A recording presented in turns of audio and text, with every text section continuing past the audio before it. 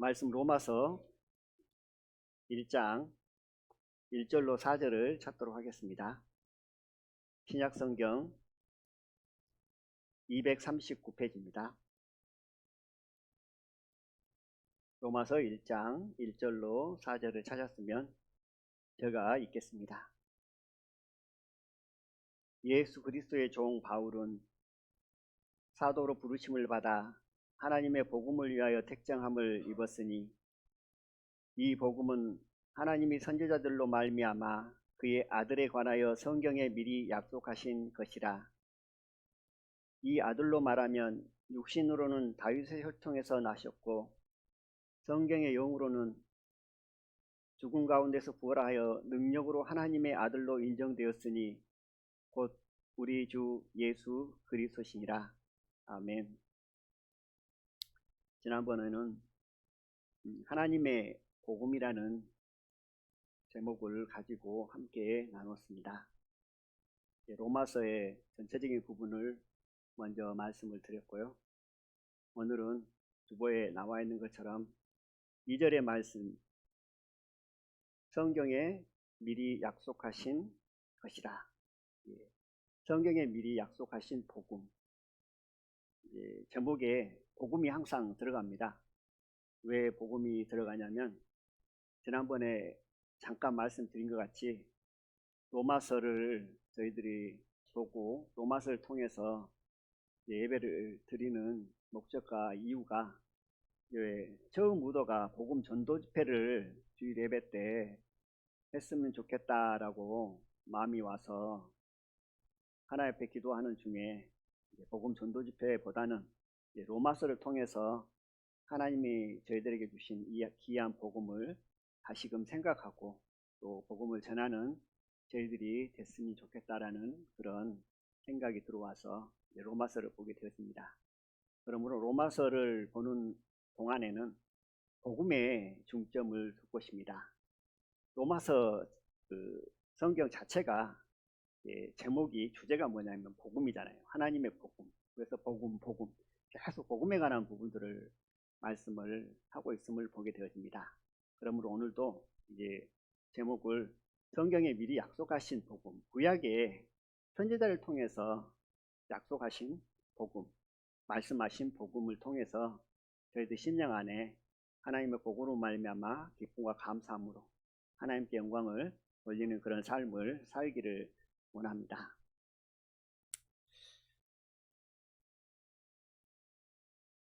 (2절에) 보면 이 복음은 그랬습니다. 그리고 4절 마지막 부분에 보면 곧 우리 주 예수 그리스도시니라 라고 말씀합니다. 이 복음은 예수 그리스도시다. 이게 복음은 예수 그리스도다. 예수 그리스도는 복음이다. 로마서의 주제가 복음이라고 했잖아요. 다른 표현으로 하면 예수 그리스도, 예수님을 소개하는 겁니다. 지난번 말씀드린 것처럼 사복음서 우리가 보고 알고 있습니다. 근데 5번째 복음서가 있다고 그랬잖아요. 로마서가 5번째 복음서라고 잠깐 소개해 드렸습니다. 그것처럼 로마서는 우리에게 복음을 말씀하고 있습니다. 근데 단지 이 복음을 우리는 어떻게 생각하는 성향이 있냐면 저도 그랬던 것 같아요. 복음 그러면 예수님께서 나의 죄를 사해주셨어. 예수님께서 십자가에 달려 피 흘려 죽으셔서 나를 구원하셨어. 이것이 복음이다 라고 생각을 합니다. 물론 그것이 틀린 건 아니죠. 가장 귀한 것이고 가장 값진 것이고 우리의 시작이 거기에 있으니까요. 그런데 이 복음은 거기에서 끝나는 것이 아니고 그 부분을 설명하는 내용은 로마서 전반부에 끝나버립니다. 계속 쭉 그러면서 복음의 전체적인 부분, 예수님에 관한 부분들을 쭉 말씀을 하고 있습니다. 가장 중요한 것은 예수님의 십자가의 보혈을 통해서 내 죄가 다 사함을 얻었고 죄로 말미암아 지옥 갈 수밖에 없었던 저희들이 구원을 얻어 믿음으로 천국 갈 수 있는 산 소망 가운데 살아간다는 것이 가장 크겠죠. 그런데 그것은 복음의 시작이라는 겁니다. 그래서 방금 읽었던 내용을 보면 이제 2절과 4절의 내용을 좀 살펴보도록 하겠습니다. 이 복음은 그래가지고 마지막은 예수 그리스도시라 그랬잖아요. 그래서 복음은 예수님이다 라는 거죠. 그러면 왜 복음은 예수님인가? 그 부분을 2절과 4절 사이에 설명을 하고 있습니다. 이 말씀을 통해서 복음이 무엇인지 저희들이 좀 생각을 해보겠습니다. 3절에 보면 이 아들로 말하면 육신으로는 다윗의 혈통에서 나시고 그랬습니다. 예수님을 소개하잖아요. 복음을 설명하잖아요. 예수님을 설명하면서 예수님은 육신으로는 다윗의 혈통, 다윗의 씨로 나셨다. 이 말씀의 내용을 우리는 어떻게 해석하냐면 예수님은 육신의 모양으로 오셨다. 또 다른 표현으로 말씀드리면 어떻게 할 수 있냐면 예수님은 인성을 가지신 분이다 라는 부분을 3절을 통해서 우리에게 말씀을 합니다. 그리고 4절에는 성경의 영으로는 그렇습니다. 3절에서는 육신으로는 그래서 다윗의 혈통, 다윗의 씨, 육신의 모양으로 오셨다라는 부분을 말씀하고 있고요. 4절에서는 성결의 영으로, 그럼 영으로는 어떻게 오셨냐? 죽은 자 가운데서 부활하여 그랬습니다. 이 3절과 4절에서 로마서의 전체적인 주제, 복음에 관한 부분들이 함축되어 있습니다. 그래서 이 부분을 먼저 좀 생각을 해보고 하나님께서 주신 은혜, 이 복음이 얼마나 크고 값진가를 좀 저희 마음 가운데 다시금 확인하는 그런 시간을 가졌으면 좋겠습니다. 다윗의 혈통으로 왔다. 육신의 모양으로 왔다. 이제 아주 중요한 부분이잖아요.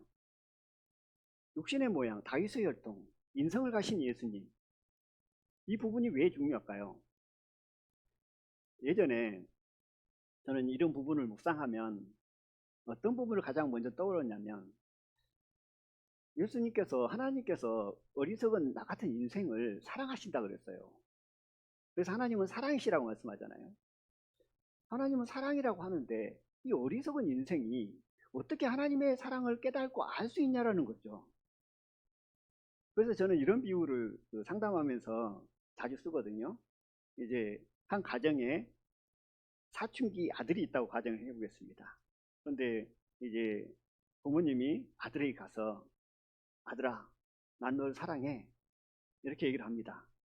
그럼 이 사춘기에 있는 이 아들은 모든 것이 불평불만의 시기잖아요.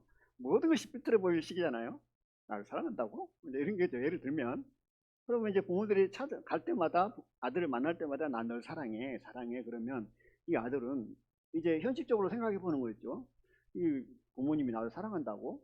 근데 내가 하고 싶은 건 왜 아무것도 안 해주고 하기 싫은 것만 하라 그러지? 이제 이런 생각을 가질 수 있는 거잖아요. 사람의 부분적인 생각이 그렇습니다.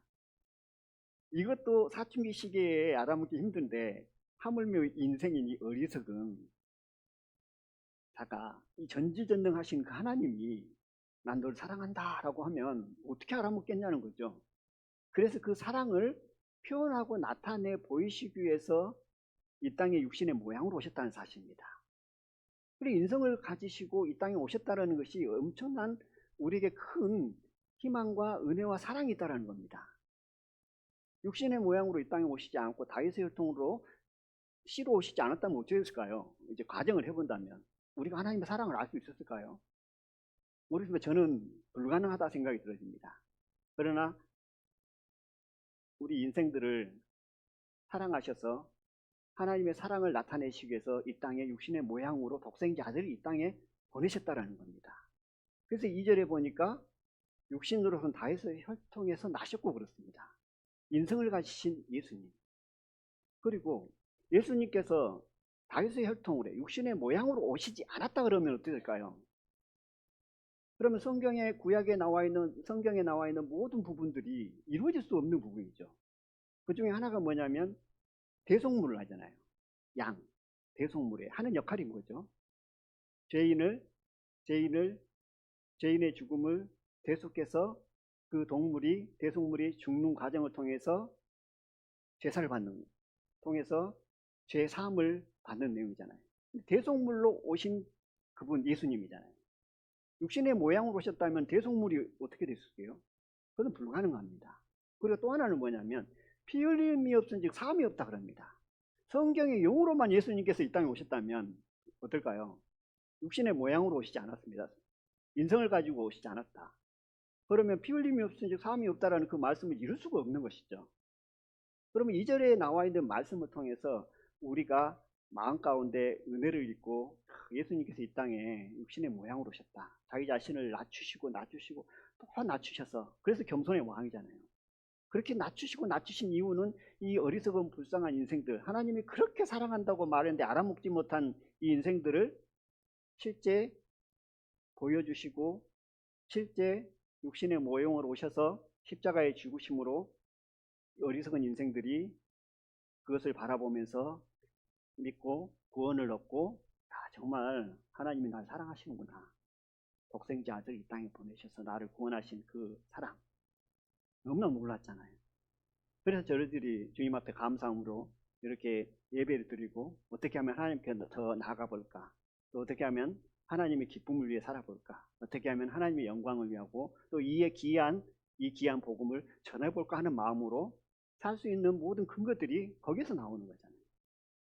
그렇기 때문에 2절에 나와 있는 육신으로는 다윗의 혈통으로 나셨다, 이 말씀, 그리고 4절에 보면 성경의 영으로는, 그러니까 영으로는 죽은 자 가운데서 부활하셨다라. 이 부활, 그러면 저희들이 부활 단어 뒤에 자연스럽게 따라오는 또 다른 단어가 하나 있잖아요. 부활, 생명이라는 단어가 연상되죠. 그래서 부활은 곧 생명입니다. 근데 성경의 영으로는 죽은 자 가운데서 부활하여, 이 부활은 생명을 의미하고 있습니다. 3절에 나와 있는 다스의 혈통으로 오신 것은 우리의 대속, 구원함을 이루기 위한 부분이고, 여기 4절에 나와 있는 성결의 영으로는 설명하고 있는 말씀은 뭐냐면, 구원받은 하나님의 자녀들은 새 생명 가운데 살잖아요. 부활 생명 가운데 살게 되잖아요.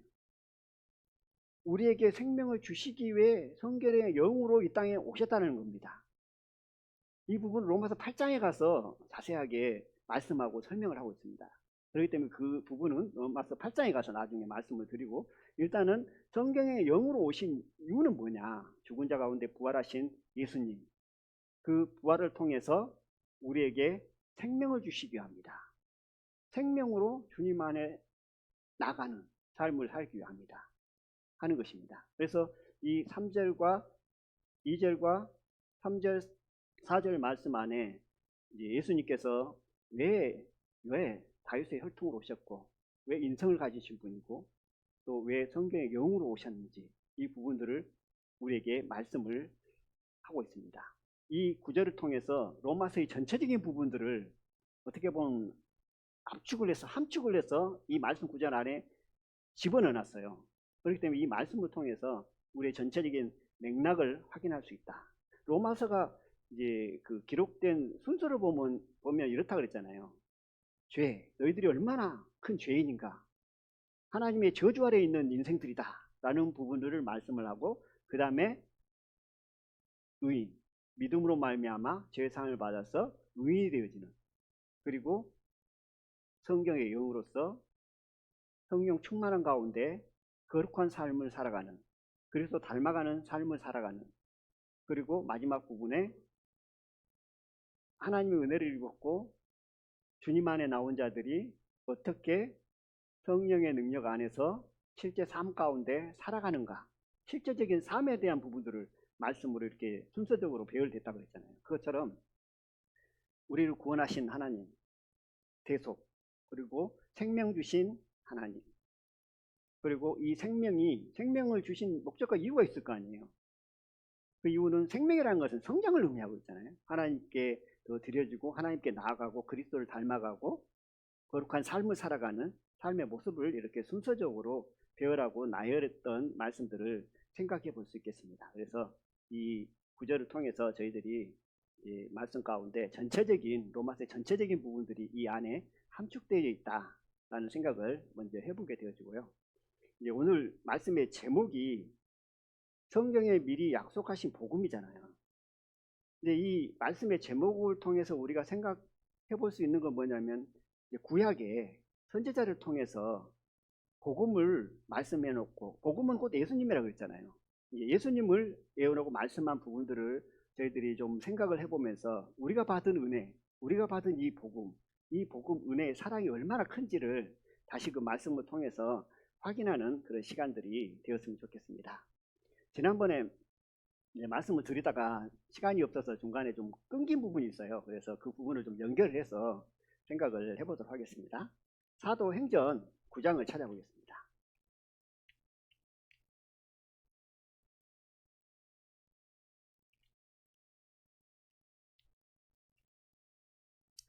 (9장) 25절, 26절을 제가 읽어보겠습니다. 신약성경 203페이지입니다. 사도행전 9장 25절, 26절입니다. 그의 제자들이 밤에 강주리에 사울을 담아 성에서 달아내리니라. 26절입니다. 사울이 예루살렘에 가서 제자들을 사귀고자 하나 다 두려워하여 그의 제자됨을 믿지 아니하니. 이제 25절과 26절 사이는 3년의 시간이 흘렀다라고 지난번에 말씀을 드리고 이제 마쳤던 것 같아요. 3년의 시간이 흘렀다. 이제 이 근거가 뭐냐면 갈라디아서 1장을 좀 찾아보겠습니다. 갈라디아서 1장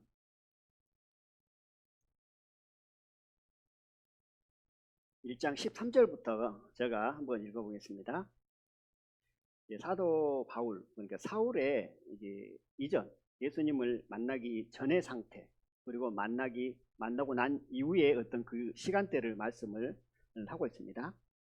내가 이전에 유대교에 있을 때에 행한 일을 너희가 들었거니와 하나님의 교회를 심히 핍박하여 잔해하고 내가 내 동족 중 여러 갑절보다 유대교를 지나치게 믿어 내 조상의 유전에 대하여 더욱 열심히 있었으나 그러나 내 어머니의 태로부터 나를 택정하시고 은혜로 나를 부르시니가 그 아들을 이방에 전하기 위하여 그를 내 속에 나타내시기를 기뻐하실 때에 내가 곧 혈육과 의논하지 아니하고 또 나보다 먼저 사도된 자들을 만나려고 예루살렘을 가지 아니하고 오직 아라비아로 갔다가 다시 다메섹으로 돌아갔노라. 이제 이 부분이 사도행전에 읽었던 말씀이고요. 그 18절에 보면 그 후 3년 만에 내가 게바를 신방하려고 예루살렘에 올라가서 저와 함께 15일을 유할세라는 부분이 있습니다. 이제 이 부분을 찾아서 제가 읽어드리는 이유는 뭐냐면 이 3년이라는 시간 동안 이 사도 바울이 무엇을 했냐, 이 부분을 좀 생각을 하려고 합니다. 3년 동안 뭘 했을까요? 예수님을 다메섹 도상에서 만났습니다. 핍박했던 예수님이 하나님의 아들이고 나의 구원자라는 것을 그는 알았습니다. 그 순간 그는 회당에 가서 예수님을 전했습니다. 그랬더니 유대인들이 그를 잡아 죽이려고 했잖아요. 그런 상황이에요. 근데 간신히 피해서 왔는데 3년 동안 사도 바울은 사라져 버립니다. 물론 뭐 사라진 건 아니고 성경에 정확히 표기가 되어 있지 않기 때문에 이제 사라졌다는 표현이 맞겠죠. 근데 이제 성경을 연구한 많은 사람들이 3년 동안 이 사도 바울은 도대체 뭘 했냐, 어디에 있었냐 라는 내용들이죠. 근데 보니까 아라비아로 갔다가 다시 다메섹으로 돌아갔노라 하면서 3년 만에 내가 게바를 신방했다라는 부분으로 말씀을 하고 있습니다. 근데 어디 가서 뭘 했냐는 것보다 더 중요한 건 뭐냐면 3년 동안 사도 바울은 무엇을 했냐라는 겁니다. 그래서 많은 추측이 있습니다. 뭐 복음을 전했을 것이다, 다른 데 가서 뭘 했을 겁니다, 막 추측이 있는데 그 중에 이제 제가 마음 가운데 가장 크게 받아들이고 그래 사도 바울은 이랬을 것이다 하는 것이 뭐냐면 사도 바울은 3년 동안 구약 성경을 연구했을 것이다 라는 추측에 아멘이 되더라고요. 다메섹상에서 예수님을 만났습니다. 핍박하던 예수님을 만났어요. 엄청난 이적을 봤죠. 눈이 감겨서 보이지 않았습니다. 그러나 아나니아를 통해서 눈이 띄어졌고 간신히 먹게 되졌고 건강이 회복돼서 복음을 전하러 갔죠. 많은 이적들을 본 거죠. 내가 만난 예수님이 누구냐 과연. 물론 마음 가운데 믿음 가운데 그 은혜와 사랑이 왔지만 사도 바울은 어떤 사람이었는가요? 율법에 대해서 구약 성경에 대해서 정통한 사람이었습니다. 그가 예수님을 만났어요. 구약 성경에 나와 있는 부분과 예수님을 만나서 그는 이렇게 생각했을 것입니다. 예수님, 그가 진정 구약에서 말하는 메시아 그분인가? 구약 성경을 통해서 이 율법들을 통해서 그는 진정 내가 만난 예수님이 메시아, 나를 구원하신 하나님이란 사실을 말씀을 근거를 통해서 그는 더 확신을 갖고자 했을 거라고 추측을 합니다. 그래서 3년 동안 이제 성경을 연구하고 성경을 배워 나가는 거죠. 근데 유대인들이 성경을 보면서 메시아를 어떤 메시아로 생각하고 이 구원자를 어떤 구원자로 생각하고 기다렸냐면 우리가 제자들 통해서 알 수 있고 또 성경을 통해서 쭉 보면 대부분 죄에서 구원할 메시아 예수님을 기다렸다기보다도 이 세상에서 살아가는 동안 힘들고 어려운 일들을 해결해주는, 그때 당시 로마 속국에 있었기 때문에 이제 거기서 벗어나는 그분이 와서 우리를 해방시켜 줄 것이다, 우리를 잘 살게 해줄 것이다, 어떤 그런 생각을 가지고 구약을 연구하고 구약을 생각하고 바라봤다는 겁니다. 사도 바울도 처음에는 예수님을 만나기 전에는 그런 마음으로 살았겠죠. 그런 마음으로 살고 있는데 예수님, 십자가에 달려 죽으신 예수님이 하나님의 아들이고 메시아라는 겁니다. 그러면 그동안 구약에서 배웠던 성경과 본인이 믿고 경험했던 것과 일치가 안 되는 거죠. 그래서 그는 3년 동안 성경을 연구했을 것이다. 그러면서 이제 저희들이 무엇을 좀 생각하고 있냐면, 그러면 우리도 2000년 전으로 돌아가서 사도 바울의 입장이 좀 돼보겠습니다. 대략 이제 사도 바울의 마음이 어떤 상태라는 걸 좀 이해가 가잖아요. 사도 바울 입장에서는 참 나름대로 믿음이 와서 예수님이 나의 구주라는 사실을 마음 가운데 받아들였지만 그동안 율법서를 통해서 성경을 통해서 더구나 이 가말리엘이라는 율법학자, 그 당시 가장 유명한 그 시대에 인정해줬던 그 학자에게 배운 이 율법 지식들과 여러 가지 것들이 대조되어지고 여러 가지 것들이 혼란해 있는 것이죠. 그러면서 사도 바울은 창세기부터 다시 쭉 성경을 보기 시작했을 것이답니다. 그렇게 했다는 게 아니고요. 그래서 그런 마음으로, 그렇게 했다는 것이 아니고 그런 마음으로 사도 바울이 창세기부터 다시 성경을 쭉 읽었다라는 것을 생각하면서 내가 사도 바울이 돼가지고 한번 창세기부터 한번 쭉 보겠습니다. 창세기 1장을 좀 찾아볼게요. 오늘 말씀의 제목이 구약 성경에 예언하신 복음, 예수님이잖아요. 그래서 창세기 1장 1절을 보면 태초에 하나님이 천지를 창조하시니라 그랬습니다. 사도 바울의 입장에서 이 말씀을 보면 당연한 거죠. 아멘. 전지전능하신 그분, 여기에 계신 그 누구보다도 하나님을 인정하고 하나님의 종으로서 하나님의 율법을 지켰고 이 세상 모든 만물을 창조하신 이는 하나님이라는 사실을 믿고 의지하고 살았다는 겁니다. 태초에 하나님이 천지를 창조하신다, 쭉 말씀을 읽습니다. 그러다가 3장에 가보겠습니다. 3장 15절에 한번 가서 제가 한번 읽어보겠습니다. 내가 너로 여자와 원수가 되게 하고 너의 후손도 여자의 후손과 원수가 되게 하리니 여자의 후손은 내 머리를 상하게 할 것이요 너는 그의 발꿈치를 상하게 할 것이니라 하시고, 이 말씀이 사도 바울을 봤을 때 어떤 생각이 들었을까요? 예수님을 만나기 전에는, 구원받기 전에는 이 말씀이 어떻게 마음 가운데 받아들였을까요? 이제 알 수는 없는 거지만, 그렇지만 그가 성령의 인도함을 따라서 성령의 깨우침을 따라서 이 말씀을 봤을 때 이것이 복음을 말씀한다라는 것이, 또 이 말씀은 예수님을 말씀한다는 사실을 그 마음 가운데 받아들이고 인정하기 시작했을 것입니다. 왜 사도 바울의 마음이 돼서 우리가 생각을 해보고자 하냐면 우리의 믿음도 그렇습니다. 단지 말씀을 통해서 예수님의 십자가의 보혈을 통해서 구원을 받았다라는 거기에서 그치는 것이 아니라 우리가 성경 말씀을 통해서 또 교제를 통해서 기도를 통해서 말씀 묵상을 통해서 구약과 신약을 통해서 나를 구원하신 이 예수님, 이 복음, 나를 사랑하신 그분을 우리 마음 가운데, 내 마음 가운데 더 확신 가운데 받아들이고 소망 가운데 하나님을 의지하고 하나님께 나가는 삶을 살기를 원합니다. 그런 삶을 살기 위해서는 단지 구원받았다라는 그 하나 가지고 살아가는 것이 아니라 이런 말씀을 통해서, 말씀 묵상을 통해서 저희들이 확신을 가지고 나는 어떤 사람인가, 하나님이 기뻐하시는 일들이 무엇인가 라는 것들을 마음 가운데 받고 새기고 나가는 것입니다. 사도 바울의 입장이 되는 부분들이 바로 그런 이유입니다. 그런 마음으로 좀 같이 생각을 해보겠습니다. 여자의 후손이 나오고 여기서 보니까 너의 후손, 마귀의 후손이겠죠. 그래서 이제 여자의 후손은 내 머리를 상하게 하고 너의 후손, 발꿈치를 상하게 할 것이다 라는 부분으로 말씀을 합니다. 이것은 태초에 복음의 말씀을 우리들에게 교훈하고 가르치고 있는 겁니다. 처음으로 창세기 3장이니까요.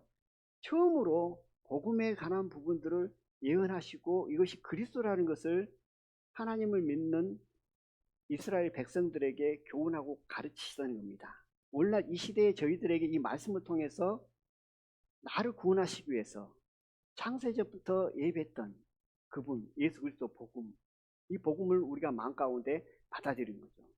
그리고 3장 좀 지나서 이제 가죽옷을 만드는 부분이 나오잖아요. 아담과 하와가 선악과를 먹게 되어지고 죄가 들어오므로 자기가 벗었음이 부끄러져 무화과 나무로 입으로 옷을 만드는데 그것은 금방 헤어지는 거죠. 그래서 하나님께서 가죽옷을 만들어 줍니다. 이 가죽옷의 대표적인 의미는 우리가 너무나 잘 알고 있는 것처럼 동물의 죽음이죠. 피죠. 보혈. 결국 어떤 희생, 대가로 옷이 만들어진, 이게 내 의가 아니고 하나님이 지어주신 옷으로 말미암아 하나님 앞에 나가는 구원함에 이르는 복음의 말씀을 예포하고 있죠. 그래서 사도 바울이 이제 창세기 지나서 출애굽으로 한번 가보겠습니다. 출애굽으로 갔습니다. 12장입니다. 제가 살펴보는 내용은 우리가 너무나 잘 알고 있는 내용입니다. 성경에는 이 복음, 예수님에 관해서 약 1500번 정도를 예언하고 언급을 하고 있다고 합니다. 그 중에 창세기 한 군데, 그리고 출애굽 중에 가장 우리가 잘 알고 있는 내용을 좀 살펴보겠습니다. 6월절이죠. 12장 5절입니다.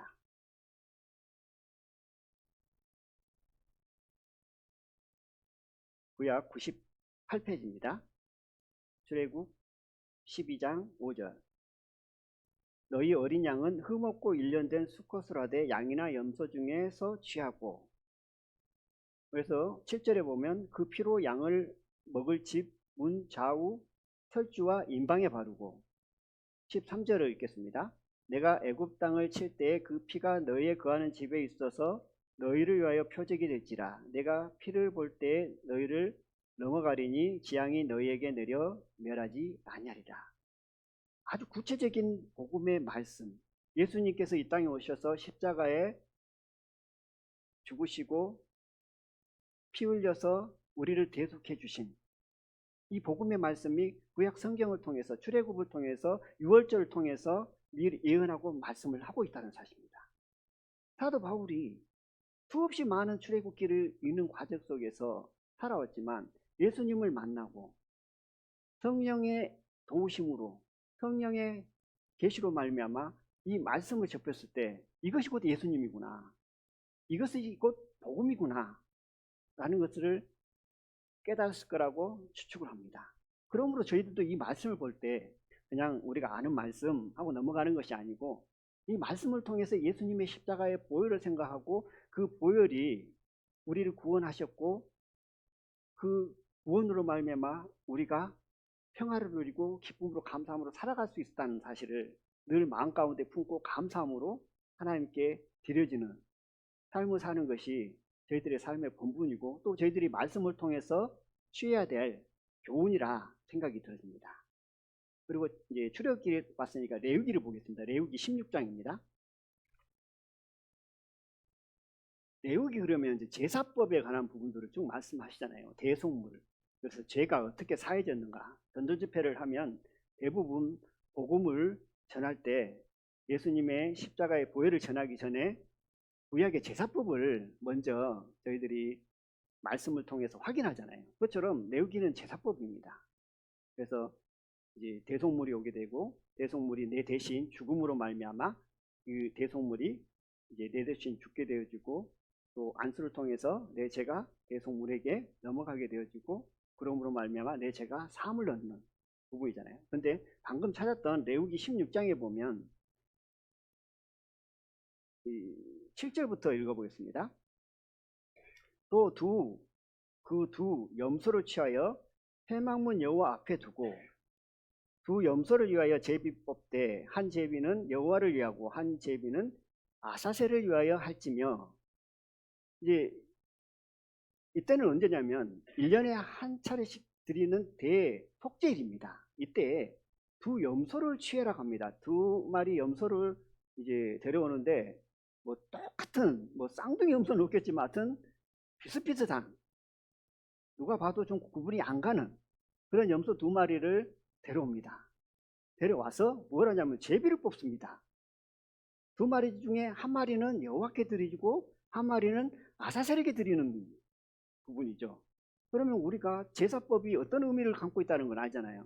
여호와께 드린다라는 것은 이제 대속물로 이스라엘의 모든 백성들의 죄를 대속죄일이니까요. 죄를 이 염소에게 안수하게 되고 하나님께 드림으로 말미암아 이스라엘의 모든 백성의 죄가 사함을 받는 그 제사고요.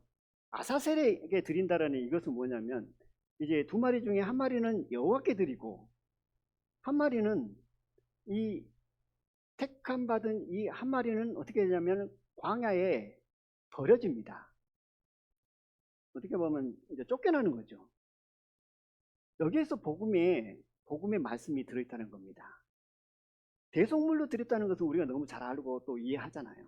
근데 이 아사셀은 대제장이 안수를 합니다. 두 손을 얹고 안수하라고 합니다. 안수를 하면 이스라엘의 모든 죄가, 이스라엘 모든 백성의 죄가 이 염소에게 넘어가죠.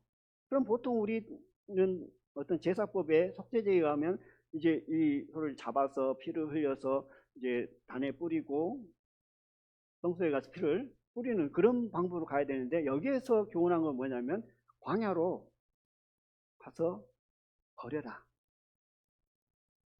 광야 가서 뭐 있을까요? 광야에서 이제 죽는 거죠. 근데 이 말씀을 보면서 우리는 어떤 교훈을, 어떤 마음을 가져야 되냐면 예수님께서 나를 위해서 죽으신 하나님께 드려지는 제물로서 대상물로서 오셔서 희생과 헌신이 있고 또 하나는 버림받는 겁니다. 이게 버림받는다는 것은 내가 버림받아야 되잖아요. 사실은 내 죄 때문에 내 그 많은 죄, 그 엄청난 죄, 그 죄 때문에 내가 하나님께 버림을 받아야 됩니다. 그런데 이 염소는 이스라엘의 모든 사람의 죄를 집어쓰고 광야에 가서 버림을 받습니다. 이것을 통해서 저희들의 마음 가운데 무엇을 또 생각을 좀 해봐야 되냐면 나를 위해서 죽으신 예수님, 나를 위해서 고난받으신 예수님, 내가 버림받아야 되는데 내 대신 누가? 예수님께서 버림을 받는다는 사실입니다. 왜 버림을 받느냐? 나를 사랑하셔서 나를 위해서, 나의 구원을 위해서 나 자신이 하나님의 자녀가 될 수 있도록 하기 위해서 예수님이 버림을 받는다는 사실입니다. 그 부분을 저희들이 이제 성경 말씀을 통해서 예수님께서 이렇게 말씀을 하잖아요. 마태복음 27장에 보면 엘리 엘리 라마 사박다니 하십니다. 엘리 엘리 라마 사박다니라는 의미가 나의 하나님 어찌하여 나를 버리셨나이까 하는 말씀입니다. 사람이라는 것은 이제 사람의 심리로 한번 생각을 해볼게요. 버림받는다는 거, 버림받는다는 거. 고통스럽습니다. 나를 사랑하시는 그분이 나를 버려요. 세상 사람 관계 속에서도 정말 믿었던 사람이, 정말 사랑했던 사람이 나를 버려버려요. 그러면 어떤 마음이 들까요? 인간적인 마음에서 힘들 것 같아요. 이 사람의 그 욕구라고 해야 될까요? 육적인 욕구를 보면 먹는 욕, 식욕과 그리고 수면욕 뭐 이런 거 있잖아요. 강하잖아요. 먹지 못하면 죽잖아요. 잠자지 못하도 죽습니다. 이 욕구가 엄청 강하잖아요. 근데 이 욕구를 채워줘야 됩니다. 근데 이 육적인 어떤 욕구 말고 사람은 정신적인 어떤 욕구가 또 있다고 합니다. 정신적인 욕구. 이 정신적인 욕구 중에 가장 사람을 힘들게 하는 것이 뭐냐면 인정욕이랍니다. 인정을 받고 싶어 하는 욕구. 이 인정을 받고 싶어 하는 욕구가 사람은 엄청나게 강하게 있답니다. 그래서 사람의 심리를 연구하는 이 학자들은 뭐라고 하냐면 사람이 행복한 조건, 그러면서 이제 물질 뭐 여러 가지 있는데 꼭 빠지지 않는 것이 뭐냐면 사람의 관계 속에서 인정을 받는가, 그가 얼마나 사람의 관계 속에서 인정을 받고 살아가느냐에 따라서 행복 지수가 달라진다라고 합니다. 그러므로 이 육신적인 보이는 그런 욕구를 채우는 것도 분명히 우리에게는 필요하고 사람은 강하게 작용하지만 이 정신적인 이 욕구, 사람들에게 인정을 받고자 하는 그 욕구는 더 강하게 작용을 하면서 사람의 관계 속에서 많은 어려움들을 만들어냅니다. 인정받기 싫은 사람은 못 있겠어요. 나를 누가 칭찬해 주는데 싫어하는 사람은 못 있겠어요. 어떤 사람이 나를 인정해 주는데 싫어하는 사람이 어디 있겠어요. 근데 반대로 나를 싫어하면, 나를 인정해 주지 않으면, 아무것도 아닌 것으로 여겨버리고 취급해버리면 그 자존심은 엄청난 상처를 입습니다. 이게 사람의 욕구 중에 사람의 심리를 크게 영향을 미치는 것이 바로 인정욕이라고 합니다. 그런데 예수님께서는 뭐죠? 버림을 받았습니다. 누구에게요? 하나님 아버지. 물론 이 말씀이, 방금 읽었던 말씀이 어찌하여 나를 버리셨나이까 라고 하는 말씀이 꼭 그런 쪽으로만 해석한다면 뭐 100% 맞다고는 없지만 우리는 말씀을 통해서 교훈을 얻고 그 말씀을 통해서 하나님이 주신 우리의 사랑이 얼마나 큰가를 확인하고 그 사랑의 힘으로 하나님께 드려지는 삶을 사는 것이죠. 그래서 어찌하여 나를 버리셨나이까? 이것은 버림받은 예수님. 아사셀 염소가 모든 죄를 뒤집으시고 광야로 버림을 받습니다. 그곳에서 죽습니다.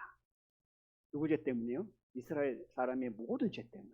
예수님께서 버림받으셨던 이유는 나의 많고 많은 이 죄를 사시기 위해서 그 일들을 행하셨다는 사실입니다.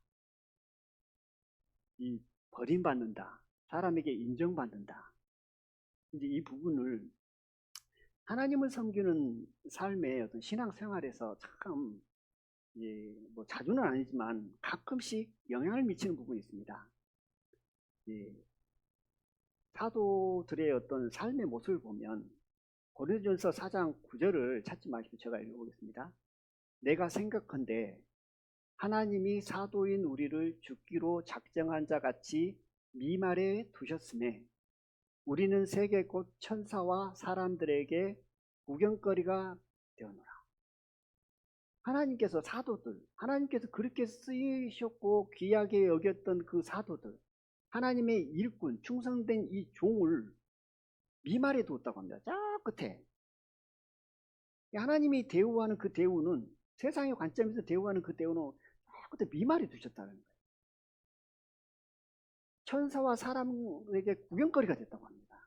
그리고 13절에는 비방을 당한 즉 권면하니 우리가 지금까지 세상의 더러운 것과 만물의 찌끼같이 되었도다. 사도 바울 사도들이 하나님을 섬기면서 복음을 전하면서 그들이 받았던 수모입니다. 예수님께서 버림을 받았듯이 예수님의 사랑을 입은 그들이, 예수님의 그 귀한 복음을 전하는 그들이 그들 심령 안에 미말에 두었다. 하나님이 미말에 둔 것 같아요. 저 끝에 너무 나를 안 돌아봐. 이렇게 주님을 위에 달려가고 복음을 위해서 하나님의 영광을 위해서 살아가는데 쫙 끝에 두고 전혀 돌아보질 않아요. 천사들과 사람의 구경거리가 되어버린 거지. 세상에 찌개같이 취급을 받는 느낌. 근데 이곳에서 뭐가 일어나냐면 복음의 역사가 나타난다는 겁니다. 이곳에서 뭐가 나타나냐면 하나님의 능력과 하나님의 영광이 드러나고 성령의 역사심이 있다는 사실입니다. 근데 이 시대에 가면 갈수록 복음의 능력과 복음의 역사들이 줄어들고 약해진 건 뭐냐면 미말에 두려고 하지 않습니다. 세상에 찌개같이 되려고 하질 않아요. 물론 나는 자원에서 그렇게 될란다라고 한 사람은 없겠죠. 그러나 하나님께서 그곳에 치워놓고 그렇게 취급을 하시면 아멘으로 화답하지 않고 받아들이지 않고 어떻게 해서든지 위로 올라가고 어떻게 해서든지 나보다 더 행복하게 더 잘 살려고 하고 어떻게 해서든지 다른 사람보다도 인정받고 살아가기를 원하는 것이 사람의 심리고 오늘날 살아가는 그리스도인들이 마음 가운데 품고 있는 마음이지 않는가. 예수님께서 우리를 구원하시기 위해서 십자가에 죽으셨고 대속물로 주셨습니다. 그리고 버림당하셨습니다. 사도들이 그 복음을 전하기 위해서 하나님 앞에 미말에 찢기로 구경거리로 나갔다는 사실입니다. 그걸 통해서 복음이 전해졌습니다. 오늘날 이 시대에 그 마음들이 없다면 복음이라는 것은 그렇게 전해지기 어려울 것이다.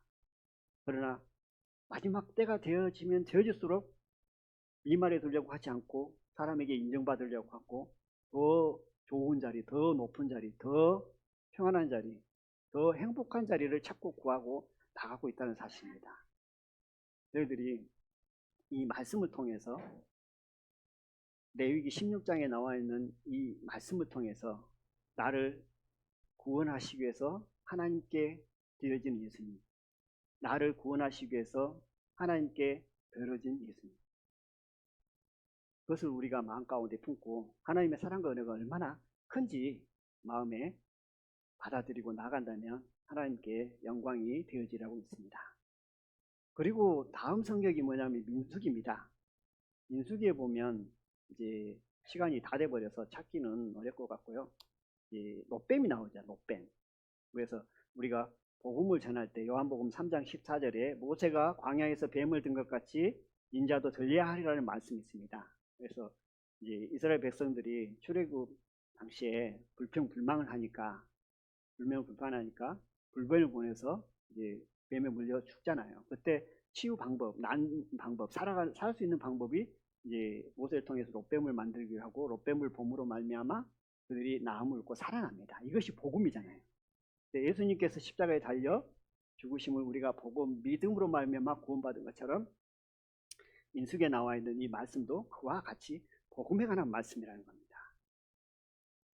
지금 말씀을 찾는 관점이 어느 관점이냐면 사도 바울의 관점에서 지금 좀 생각해봐라고 말씀하셨는데 그렇게 말씀드렸는데 어떻게 지금 그냥 내 입장에서 보지 말고 사도 바울의 관점에서 좀 생각을 해봐라고 지금 우리가 다 아는 말씀이지만 다시 말씀을 드리고 있습니다. 그리고 이제 쭉 있다가 사도 바울이 시편으로 가보겠습니다. 시편 32편을 찾아보겠습니다.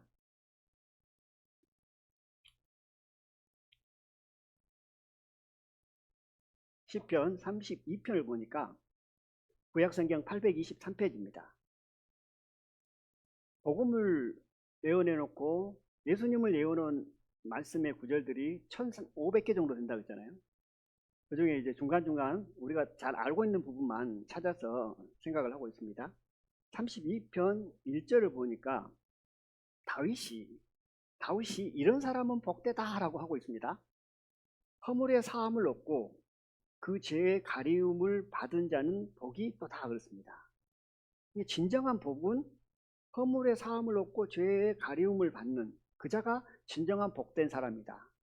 구원받은 사람이 진정한 복된 사람이다라는 것을 말씀을 하고 있잖아요. 구원받은 사람. 내 어떤 노력이나 수고에 의해서 죄가 사해진 것이 아니라 오직 예수님의 십자가의 보혈을 믿음으로 내 죄가 사해졌다는 사실을 믿고 나가는 사람, 그 사람이 진정 이 세상에서 가장 복된 사람이다 라고 합니다. 사도 바울이 이 말씀을 볼 때 어땠을까요? 손뼉을 치면서 그래. 진정 복은 여기 있지. 얼마 전에 이제 그 간증을 하나 들었는데요. 어떤 간증을 들었냐면 이제 탈북하신 분인데 그분이 이제 북한에 계시면서 예수님을 영접하고 구원을 받았던 것 같아요. 그래서 이제 하나님을 섬기고 예수님 믿다가 이제 탈북을 해서 우리나라에 왔죠. 그래서 이제 간증을 하는데 뭐 다 들어보지는 않았습니다. 짧게 나와 있는 내용을 봤는데 어떤 간증을 하냐면 대한민국에 오니까 교회를 가기 싫더라. 이런 간증을 시작을 이렇게 합니다. 사람 궁금하잖아요. 북한에서 하나님을 영접하고 그렇게 잘생겼는데 대한민국 왔는데 교회를 가기 싫다? 이제 사람들이 귀가 쫑긋해지겠잖아요. 무슨 내용이고 했더니 이 한국 땅은 교회에서 어떤 기도가 이루어지냐면 대부분 이것도 해주십시오. 저것도 해주십시오. 내게 평안을 주십시오. 달라는 기도를 계속 하더라는 겁니다. 그러니까 그런 기도를 계속 듣다 보니까 이제 교회를 나가기 싫더라는 간증을 합니다. 그러면 이 북한에서는 어떤 기도를 하냐? 뭘 달라, 뭘 해주라, 뭐 어떻게 했으면 좋겠다. 뭐 이런 기도는 거의 찾아볼 수 없고 대부분 이런 기도를 한답니다. 시험을 이기게 해달라는 기도를 한답니다. 시험을 이기게 한다. 엄청난 핍박이 있잖아요. 근데 그 시험을 이겨야만 예수님을 붙들고 믿음 안에서 살아갈 수 있는 거잖아요. 근데 그 시험에서 접으면 우리야 지금 이 시대에 현재 우리가 살아가는 그리스도인들이 시험 들었어 그러면 대부분 시험 들었다는 그 내용을 보면 어떻게 보면 이제 이 탈북하신 이 여성분의 어떤 생각의 관점을 보면 뭐 저런 거 가지고 시험 들어 이럴 것 같아요. 아무것도 아닌 거 가지고 시험 들었다고 막 이런 내용들이 어떻게 보면은 간증되어지고 뭐 저도 그런 부분들을 이제 말씀하기도 간증하기도 했습니다만은 어쨌든 그런 내용입니다. 근데 대부분 북한에서의 기도 내용은 시험에서 이기게 달라는 기도다. 그리고 나 자신을 부인할 수 있도록 하나님께 지혜를 구하고 능력을 구한답니다. 그리고 어떻게 됐든지 복음을 전할 수 있도록 기도를 한답니다. 이 세 가지가 주를 이루는 기도인데 그런 신앙생활하고 그렇게 하나님을 바라보다가 대한민국 왔는데 교회를 갔더니 뭔 복을 달라 뭐 달라 뭐 줄라 막 그런 기도만 하고 있으니까 너무 고통스러워서 교회 나가기 싫다라는 그런 감정을 하는 그런 내용을 들었어요. 그 내용을 보면서 그냥 현실인 거잖아요. 현실.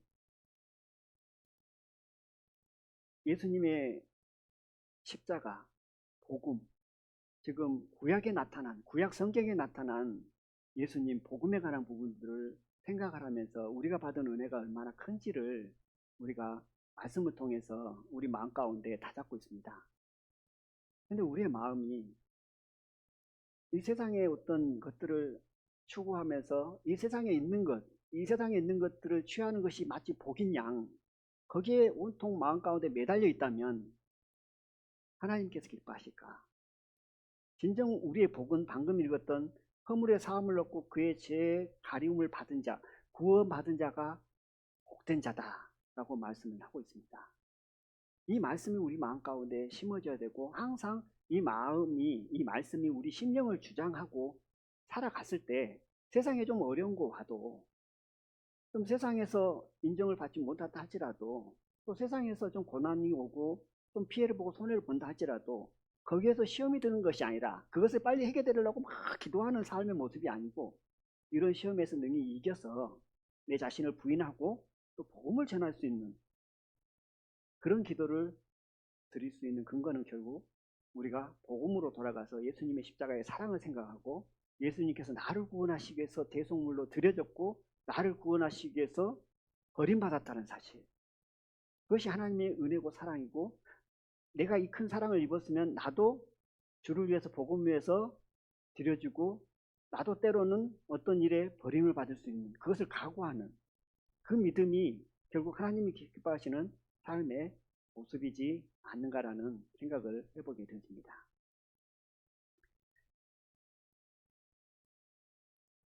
이사야 성경을 찾아보도록 하겠습니다. 7장입니다.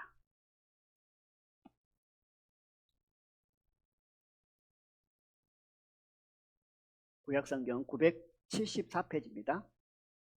이사야 성경 7장 14절입니다. 그러므로 주께서 친히 징조로 너희에게 주실 것이라. 보라, 처녀가 잉태하여 아들을 낳을 것이요 그 이름을 임마누엘이라 하라. 이사야 성경을 통해서 처녀가 잉태하여 아들을 낳을 것이다. 그 이름은 임마누엘이다. 동정녀 마리아를 통해서 태어나신 예수님을 예언하신 부분이잖아요. 그래서 사도 바울이 이 말씀을 통해서 더더욱 확신을 얻고 또 더더욱 하나님 앞에 나가는 그런 삶의 계기가 되어지지 않았을까 하는 추측입니다. 이런 말씀들을 통해서 저희들이 은혜를 듣기 원하고, 이제 가장 결정적인, 가장 중요한 말씀이 있습니다. 이사야 53장입니다.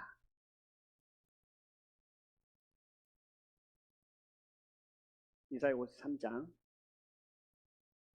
2절부터 보면 그는, 3절에 그는, 4절에 그는, 그러면서 예수 그리스도, 예수님을 말씀을 하고 있습니다. 그러면서 5절에 가서 그가 찔림은 우리의 허물을 인하며 그가 상함은 우리의 죄악을 인함이라. 그가 징계를 받음으로 우리가 평화를 누리고 그가 채찍에 맞음으로 우리가 나음을 입었도다. 우리는 다 양 같아서 그릇 행하여 각기 제 길로 갔거늘 여호와께서는 우리 무리의 죄악을 그에게 담당시키셨도다. 아멘. 이 말씀이 우리의 삶의 모습 가운데 주장이 되어져 하나님께 나가는 삶을 살기 원하고요. 본문 말씀으로 다시 돌아가서 한 구절 보고 마치도록 하겠습니다. 로마서입니다. 로마서 1장입니다. 로마서 1장 2절. 이 복음은 하나님이 선지자들로 말미암아 그의 아들에 관하여 성경에 미리 약속하신 것이니라.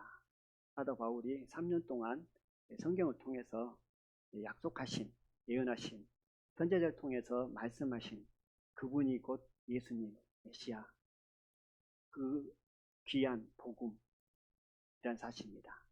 그래서 이제 그 말씀들을 통해서, 이 말씀들을 통해서 비로소 로마서 1장 1절 예수 그리스도의 종 바울은 그랬습니다. 예수 그리스도의 종 바울은, 우리는 하나님의 자녀잖아요. 아들입니다. 또 한편으로는 그리스도, 하나님의 종입니다. 사도 바울은 하나님의 아들, 사도 바울은 이렇게 말씀하지 않고 예수 그리스도의 종 바울은 그랬습니다. 이 종이라는 사실입니다. 왜 그는 종이라는 것을 강조를 했을까요? 시작할 때 방금 구약 성경을 통해서 복음, 예수님에 관한 부분들을 쭉 살펴봅니다. 이분이 그분이구나. 전장 하나님의 아들, 하나님이시구나. 정말 하나님께 드려지고 내가 평생 종으로서 그분을 모시고 그분이 기뻐하시는 삶을 살고 그분의 영광을 위해서 그분이 이 땅에 오셔서 이 세상 모든 사람을 구원하시기 위해서 고난받으신 그 고난, 십자가의 사랑을 나도 전하기를 원한 마음 가운데 사도 바울은 예수 그리스도의 종 바울은 그리고 자기 자신을 소개합니다. 그것처럼 저희들도 구원받은 하나님의 자녀는 그리스도의 종이라고 하네? 라고 그냥 막연한 그런 믿음이라기보다는 사도 바울처럼 말씀을 통해서 내가 그리스도의 종이라는 사실이 얼마나 크고 귀하고 복된 것이며 영광스러운 것인지를 말씀을 통해서 확인하고 확신을 가진 가운데 그런 삶을 살기를 기뻐하는 그런 모습들이 되어지기를 원합니다. 그랬을 때 하나님께 기쁨이 되어지고 그런 자에게 하나님께서는 더 평강의 평강을, 은혜를 저희 삶 가운데 부어주시지 않는가 하는 생각이 들어집니다. 시작할 때 찬양 있잖아요. 그 찬양은 참 많이 들었고 여러 번 들었습니다. 그리고 저도 또 뭐 습관처럼 막 부르고 다닐 때도 있었죠. 이제 그 찬양의 가사를 생각해 보면 그렇잖아요. 이 평화를 누릴 수 있는 모든 것은 곧 예수님의 사랑이고 또 구원받고 난 이후에 우리가 평화를 누리는 가운데 하나님 앞에 나갈 수 있는 것은 결국은 이 세상에 어떤 소망을 두고 살아가는 것이 아니라 이 육신의 눈에 보이는 것을 추구하기 위해서 막 구하고 막 구하지 말라는 건 아닙니다. 구하고 그런 삶보다는 예, 하나님의 그 십자가의 사랑을 전하고 또 그 십자가의 사랑이 내 마음 가운데 들어와서 평강 가운데 살아가는 저희들의 삶이 되었으면 좋겠다라는 생각이 들렸습니다. 이상 마치고 기도 드리겠습니다.